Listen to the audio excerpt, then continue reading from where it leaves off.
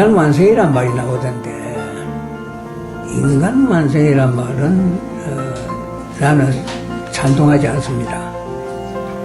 사람 완성이 돼야 되죠. 특별한 방법으로 그거를 가르쳐야 되는데, 그 특별한 방법이라고 하는 게 불교 수행과 같은 방법이어야 한다는 거예요.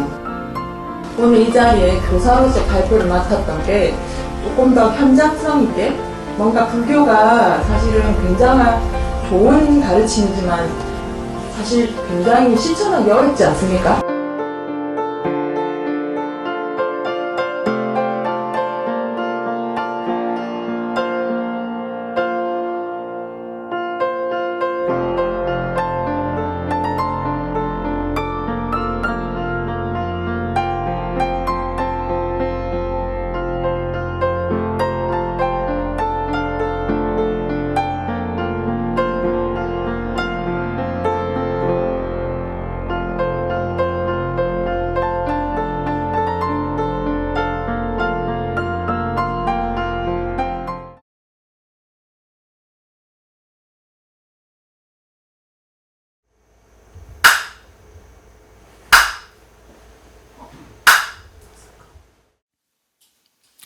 여기도 보니까 뭐 인간 완성이란 말이 나오던데,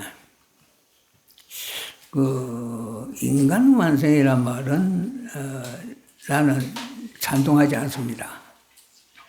사람 완성이 돼야 되죠. 인간은 한자 그대로 사람 사이잖아요. 그렇죠? 그러니까 그 사회적 동물로서의 삶을 말할 때 인간이라고 하는 것이 맞다고 생각합니다. 그러나 우리가 개개인으로서 향상을 지향하는 그런 존재로서 생각할 때는 사람이라 해야겠죠. 사람은 그야말로 의미가 좀 풍부하죠.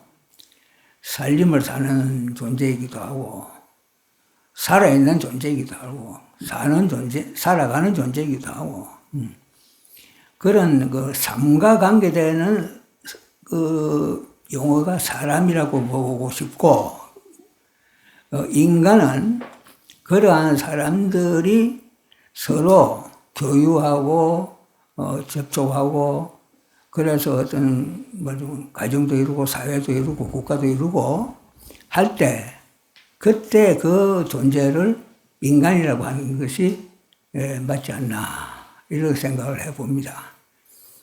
물론 이거는 뭐 통설은 아니고 내 개팍설은 고집입니다. 그렇게 이제 생각을 하고, 그래서 인간 완성을 지향하게 하는 것은 2차적으로 1차적으로는 사람 완성을 우리가 이제 지향하는 게 옳다고 보고, 요새 이 세상이 그야말로 사람 세상이 아닙니다. 사람이 사람답게 사는, 그래서 사람이 완성을 도모하는 그런 뜻에서 보면, 지금 이거는 뭐 사람 세상이 아니라 그야말로 지옥, 악이 인간 축생하는 뭐 그런 식의 인간, 딱 그 세계 속에서 지금 우리가 살면서 갖가지 경험을 말하자면 인간 경험을 하고 있는 거예요. 인간 경험을.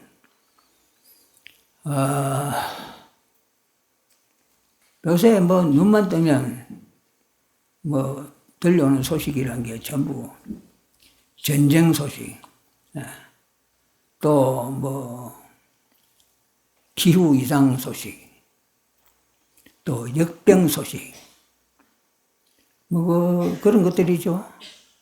이제 이게 불교 경전에서 우리가 좀 돌아보면은, 예전에 도급, 역급, 기하급이라는 말이 나와요. 도급이라는 것은 전쟁이 인류 사회를 좀 주도하는, 지배하고 모든 그 변화의 요인이 주축이 되는 그 시대를 도급이라고 그래요. 칼도자입니다. 그 다음에 이제 역급은 그야말로 질병이란 역병, 그 질급시대죠. 그러한 시대에 요새 우리가 뭐 코로나 역병이 지배하는 급은 칼파란 말인데 여러분 뭐 되게 아시죠? 우리가 영급토록 하는 이런 말을 쓰잖아요. 그러니까 급, 오랜 장기적인 시간이죠. 그 시간을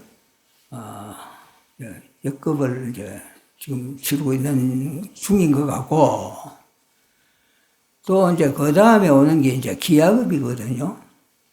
그거는 기후가 이제 대단히 이상 변화를 일으켜서, 그래서 땅이 비가 안 오고 장기적으로 건조해서 땅이 갈라지고 벌어지고, 그러다 보니까 곡물은 자랄 수도 없고, 이러한 상황, 이게 이제 기하급입니다. 지금 이런 급을 이야기하는 차원까지 우리가 도달했는지 아닌지는 지금 속단할 수 없어요. 그러나 일반적으로는 이제 통설이 뭐 그러한 인간이 지은 업이 지중해서 마침내는 뭐 말세까지는 아니지만 그 말세에 가까운 상황이 전개되고 있다고 뭐 우리가 보고, 또 그런 면에서 그런 안목으로 보면은 확실히 지금 그 기후 변화 같은 게 정말 전례 없이 심각한 것은 사실입니다. 그런데 이제 이걸 갖다가 일단 인간 몫이라고 보면은, 그럼 인간이 만일 초래하고 있는 상황이라면은 이걸 또 개선이라 할까 또는 제어하는 역할도 인간 몫이죠. 인간이 해야죠. 그래서 이제 그 인간들이 어떻게 이러한 상황을 대처하느냐 하는 문제를 우리가 깊이 생각해야 되고, 또 이 상황이 일시적인 상황이 아니고 무언가 그 깊은 후과를 연기적으로 초래한다고 보면은, 그러면 후손들에게 우리가 또 이 시대의 인류가 참으로 막중한 책임을 느껴야 되고, 그래서 그걸 어떻게든지 좀 개선해 보기 위해서 있는 힘껏 모든 노력을 경주해야 할 때가 바로 이 시대고, 그런 측면에서 우리가 이런 포럼도 개최한다고 생각합니다. 포럼을 중도와 교육이라고 했는데, 중도는 그동안에 누차 이야기했듯이 양극단을 배제하는 것이 중도라고 일단 가장 쉽게 생각할 수 있습니다. 양극단을 배제한다. 그래서 이제 양극단을 배제한다고 하지만 실질적으로는요, 양극단을 초래하는 성향, 즉 극단 지향적인 성향, 이것이 실질적으로 문제지요. 양극단이 벌어진 것은 그 다음에 따라온 결과고, 결국 우리가 얼마나 그 극단적 지향성을 많이 노출하고 또 지배당하고 있느냐. 자, 그런 측면에서 보면 오늘 우리 인류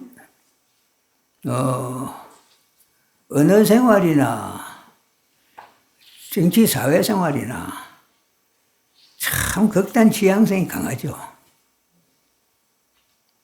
좀 부드럽게 얘기할 수 있는 것도 좀 포독하게, 강하게 표현을 해야 속이 시원한, 뭘 표현한 것 같은 그런 정서랄까, 감정? 그게 사실은 여러분 누구 없이 조금 돌아보면 아마 되게 다 비슷할 겁니다. 그래서 우리가 쓰고 있는 언어들이나 뭐 이런 게 굉장히 모질고 독하고 강하고 이런 경우가 많죠.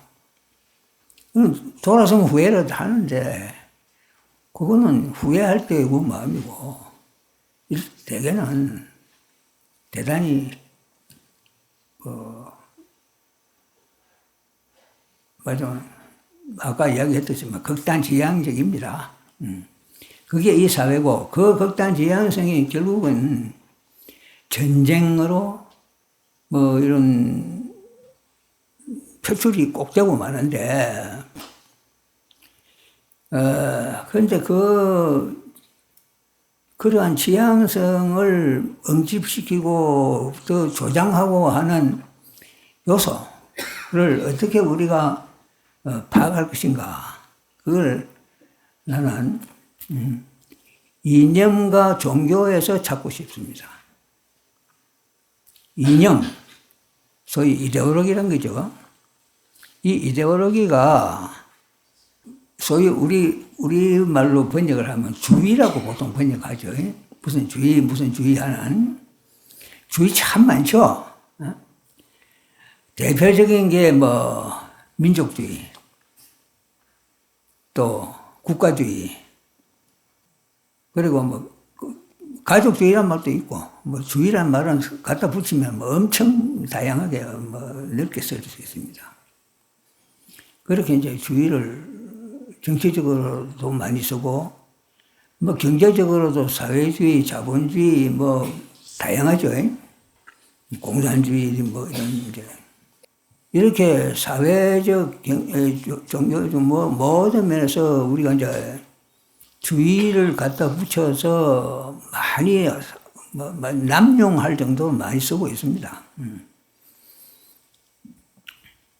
그리고 이제 종교를 생각할 수 있는데 종교가 뭐냐?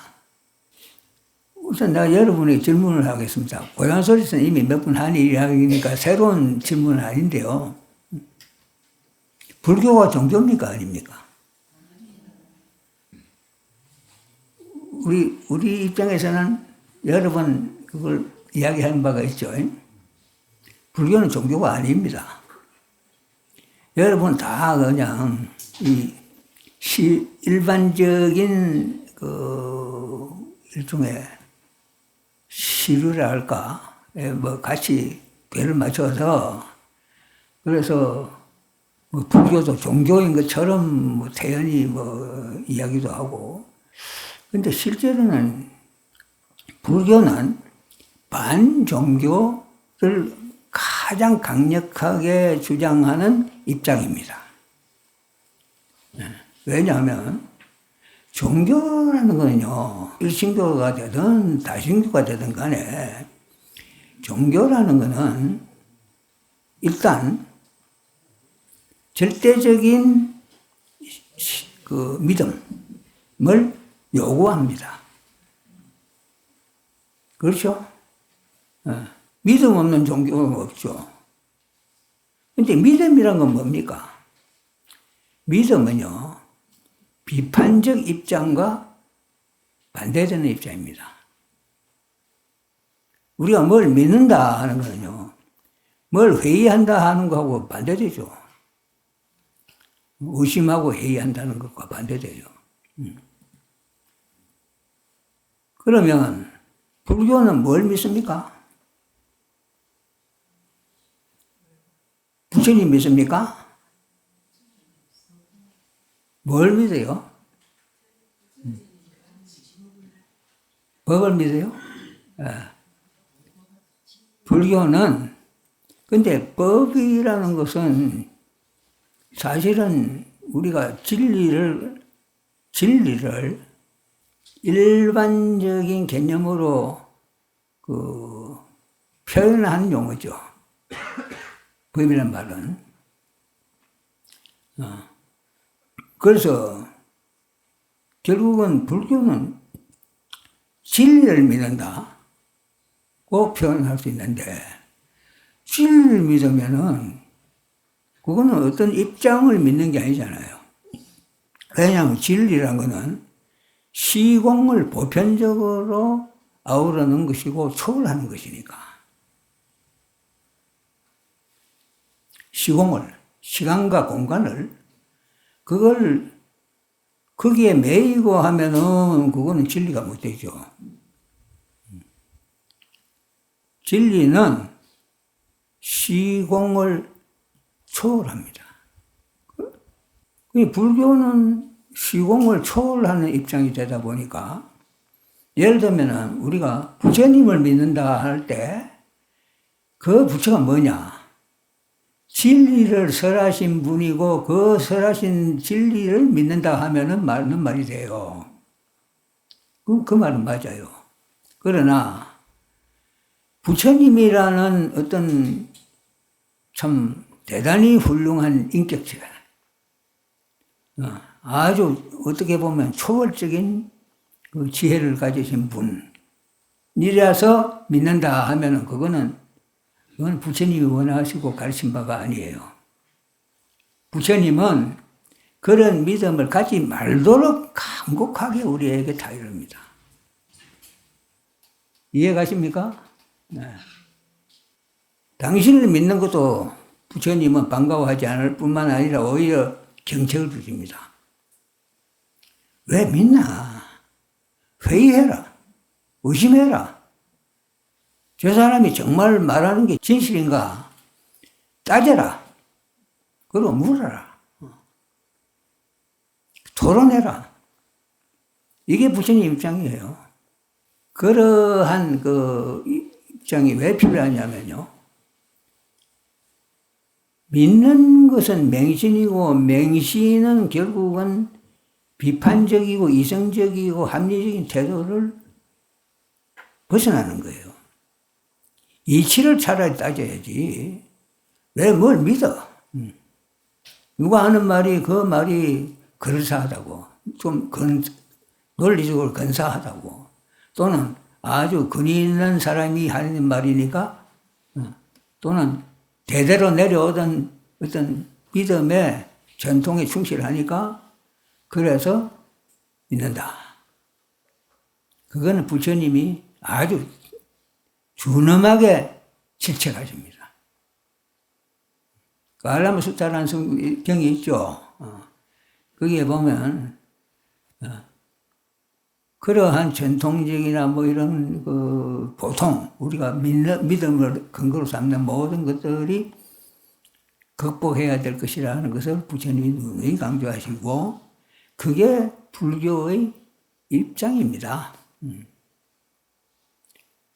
믿음이라면 인도라는 사회에 다양한 신도 있고, 그리고 그 신들에 대한 믿음을 참 충실하게 실천하는 전통이 인도 사회 같아요. 그 어느 사회 못지않게 뛰어나게 믿음을 사는 풍토인데, 그런 풍토에서 나셨기 때문에 부처님은 오히려 믿음의 폐해, 믿음의 한계성, 믿음을 극복해야 할 필요성을 통감하시고 그걸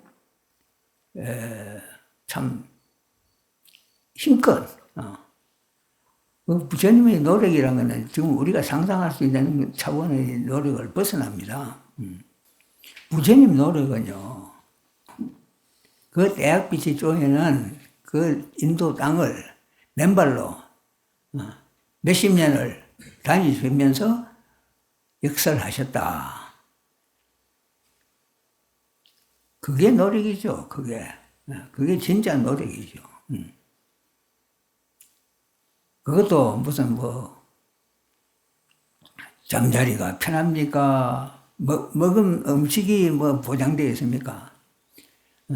탁발하다가 얻지 못하면 칠가식이라고 하죠. 7씩 탁발을 하는데 그 집에서 하나도 못 얻는 경우는 그냥 굶는 거예요. 그렇게, 왜냐하면 얻어먹으려고 길을 쓰고 애쓰지 않는다 이 이야기죠. 그렇게 사시면서 법을 설하신 거예요. 그럼 이 법이 뭐냐? 우리가 이제 담마 이러는데, 담마란 거는, 담마와 아비달마라는 조그만 우리 책자에서도 이미 이야기를 했지만, 담마는요, 진리의 소식인데, 부처님과 같이 좀 탁월한 지혜로 통철이 진리를 깨닫고, 그러고는 그 진리를 인간들이 알아들을 수 있게끔, 인간들이 이해할 수 있는 범위, 그 용어, 그 표현법, 그 문법에 빌려서, 그래서 진리란 건 사실은 눈에 보이는 것도 아니고 우리가 알 수 있는 게 아니에요. 언어를 표현하기 위해서 불가능한 게 진리입니다. 그런데 그러한 진리를 부처님은 당신의 그 탁월한 참 비유력이라든가 어법이라든가 심지어 문법을 활용하는 그 노력이 정말 비상합니다. 나는 심지어 인도에서 문법을 창제한 분은 부처님이라고 생각합니다. 문법. 우리가 언어를 쓸 때 법에 맞춰 언어 쓰기가 참 쉽지 않거든요. 그건 그야말로 최고도의 문화적 역량이죠. 그러한 문법을 부처님이 창조해서 그래서 발리어라는 인도 사회에서 처음 보는 문법적 언어를 만드신 거예요. 그러한 노력을 하신 분인데, 이런 노력을 통해서 마침내 이제 법을 설하신 겁니다. 그럼 우리가 이제 그 부처님이 법을 설하시는데 주축을 삼은 게 뭐냐면, 여러분이 꼭 잊고 항상 챙겨야 할 게 초전법륜경이라는 경이 있습니다. 그 고향설에서도 초전법륜경을 좀 널리 모두들 읽도록 만들기 위해서 다양한 노력을 나름대로 하고 있는데, 거기에 보면은 중도를 깨달았다 이런 말씀이 나옵니다. 중도를 깨닫고 보니까 이제 팔정도, 사성제, 12연기란 말은 거기서는 직접 나오지는 않지만 초전법륜경에 사성제 팔정도가 그대로 역설됩니다. 이거 불교 전체예요. 부처님이 설하신 법문의 대요는 사성제, 팔정도, 12연계에 다 담겨 있습니다. 이 또한 부처님이 이룩하신 참 부처님만이 할 수 있는 대단한 업적입니다. 부처님은 대단히 논리정연하게 말씀을 하십니다. 그래서 문법도 만들고 또 발리어라는 것도 여러분이 뭐 빨리어 하면은 그냥 부처님이 뭐 불교에서 쓰는 언어다. 그런데 그 전에 이제 베다 시대 베딕 언어라는 게 있었으니까 그 훨씬 뭐 후대의 뭐 그냥 불교 특유의 언어다 이렇게만 생각하기 쉬운데 실제로는요 베딕과 이 발리의 근본적 차이는 베딕은 베다 언어는요 감춘 손입니다. 주먹 쥐는 손입니다. 요 주먹 쥐는 손은 요 딱 있는데 누구에게는 이렇게 좀 열어 보여준다 이거예요. 그러나 보통 사람들에게는 감춰버립니다. 왜? 이거는 성스러운 언어고 종교적인 언어고 그래서 이 다 같이 공유하면 안 되는 거예요. 공유를 거부하는 거예요. 그래서 특수청이 특수한 경우에 특수 목적으로 그렇게 쓰도록 한정시킨 거. 이게 뭐냐면 그 베다 언어라든가 그 고대의 그 인도 사회의 그 뭐냐면 브라문들이 쓰고 있는 언어들인데 부처님은 이걸 깨가지고 누구나 쓸 수 있도록 그렇게 개방한 거예요. 그러한 언어로서 불교를 뭐냐면 폈고 또 빨리 문법이라는 체계를 만들고 그래서 문법이 있으면요 공유가 가능해집니다. 문법이 없는 언어는 공유를 못합니다. 이게 이제 언어로서 이 문법으로 딱 다듬어지면은 뭐 누구를 만나든 또 시간이 얼마나 흐르고 또 심지어는 처음 만나는 문화 접촉에 있어서 그 가격가 충분하기 때문에 통화가 됩니다. 공유가 됩니다. 그래서 문법이 중요한 거예요. 근데 그러한 문법을 만들어서 문법 생활을 언어 생활을 문법적으로 할 수 있도록 만들어 주신 분이 부처님이다 이 말이에요.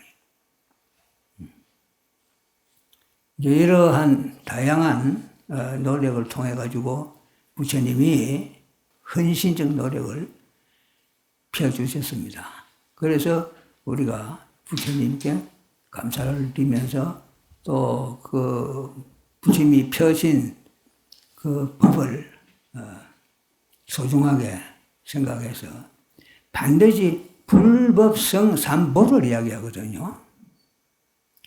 부처가 만일 혼자 깨닫고 아주 탁월하고 정말 신적인 존재였다 해도 그렇다고 해서 우리가 몇천 년 후에 그분을 생각하고 추모하고 뭐 존경해야 할 이유가 꼭 있는 거 아니에요. 아, 탁월한 분이었다 정도로 끝날 수 있어요. 그러나 서가모니 부처님은 방금 내가 말한 그런 법을 만들어서 대대손손 긴 역사가 흘러가도 조금도 훼손됨이 없이 잘 전승되도록 그렇게 조처를 지혜롭게 해주셨다. 그래서 법을 만들어줬기 때문에 불법이 있으니까 성이 있게 된 거예요. 그 법을 실천하는 사람을 성이라 합니다. 그래서 성은 사실은요, 법을 공부하고 법을 수지하는 사람이 성이지, 꼭 무슨 출가해가지고 어떤 성복을 입은 사람만이 성인 건 아니에요. 법을 이어받으면 성이에요. 이렇게 말하자면, 아까 공유란 말을 내가 몇 번 썼는데, 법도 이제 공유의 의미가 있는 겁니다. 모두가 다 그 법을 참 존숭하고 받들어서 잘 지녀 내려가면, 그러면은 어려운 이 소위 혼란의 시대, 지금 인류가 아까 말한 그런 도, 역, 기아, 이 위험 분상에 지금 거의 접근하고 있어요. 난 말세가 왔다고는 안 봅니다. 그러나 오고 있고 근처에 우리가 지금 서성거리고 있다. 한 걸음 잘못 뛰면 그 속에 들어간다. 그러한 상황에 우리가 처해 있는데, 이때 그럼 우리가 어떻게 해야 되느냐. 길은 중도다. 중도다. 중도에서 특히 중은 말하자면 극단을 배제하는 것이 중이니까 중도를 우리가 실천함에 있어서 가장 신경 써야 할 것은 아까 언급했듯이 이데올로기와 종교다 이게. 이 둘은 우리를 갖다가 극단으로 몰아간다. 극단적인 성향으로 들어가도록 부추긴다. 그게 특색이다. 종교라는 것은 엄격하게 규정하면요. 지구상의 종교는 어느 지역에 한정된 권력에서만 있습니다. 즉, 일신교라야 되고, 그 일신을 믿는 일신교가 말하자면 종교의 조건을 갖추는 거고, 그리고 따라서 일신을 하다 보니까 배타성이 반드시 따라옵니다. 그렇지 않은 자는 배제하고 적이 되는 거예요. 그러니까 우리가 이 종교에 대해서 세상 관심을 가지지 않을 수 없고, 그러한 극단, 즉 이데올로기와 종교에 대해서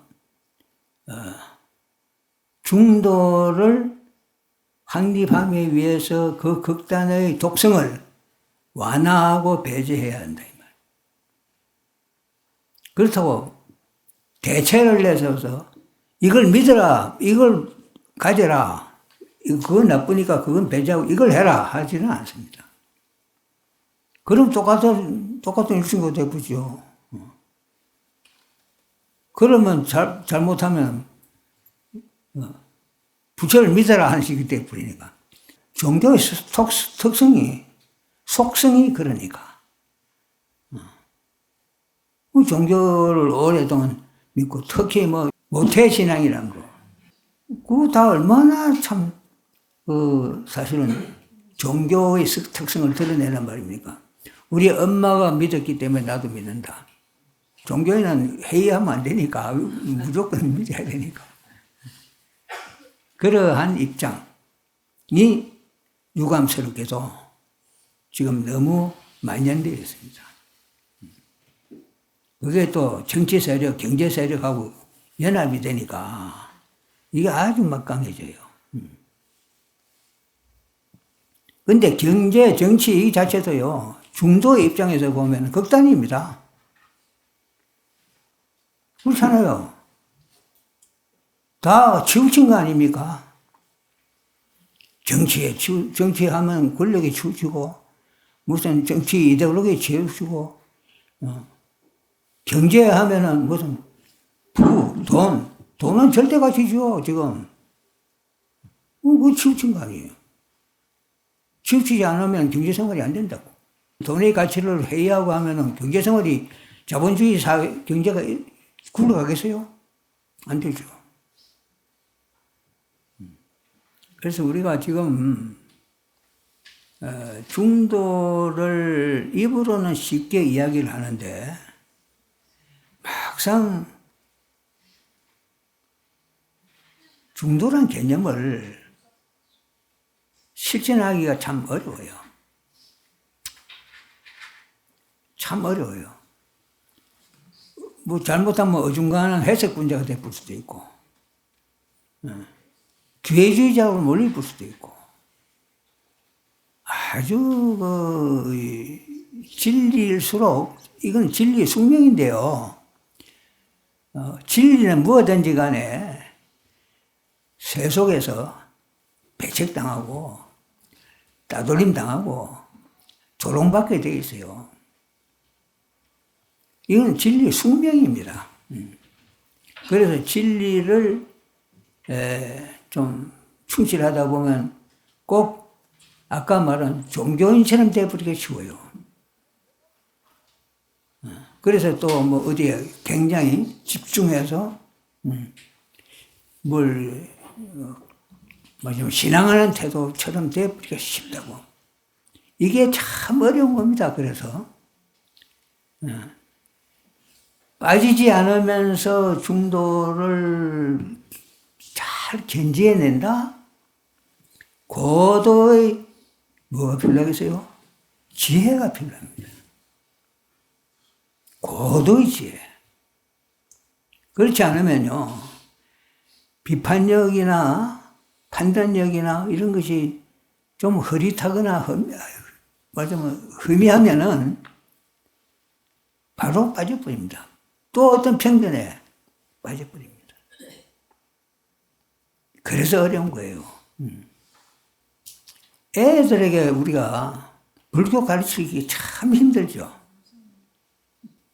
걔들이 다 커서 나중에 충분히 비판적 능력 이런 걸 갖춰서 그런 성숙기에 이르렀을 때 비로소 불교를 가르쳐라.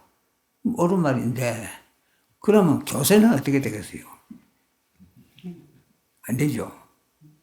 뭐 포교하시는 분들 다 그 애로에 참 고민하실 겁니다. 근데 이게 숙명이에요. 참될수록 진리에 가까울수록 그럴 수밖에 없어요. 무명중생이잖아요. 중생이 무명이에요, 바로. 그 무명중생에게 발금을 설하는데 그게 쉽겠어요? 쉬우면 벌써 뭐 세상이 어떻게 바뀌었겠지. 참으로 어렵고 어려운 게 법을 써라는 게고, 그래서 부처님도 그렇게 온갖 방편을 쓰시고 노력을 하시면서 참 노력의 진가를 보여주셨습니다. 우리가 뭐 웬만한 가치를 참 존숭할 수는 있죠. 쉽죠. 보면 뭐 역사적으로도 뭐 존숭할 가치가 있는 게 많아요.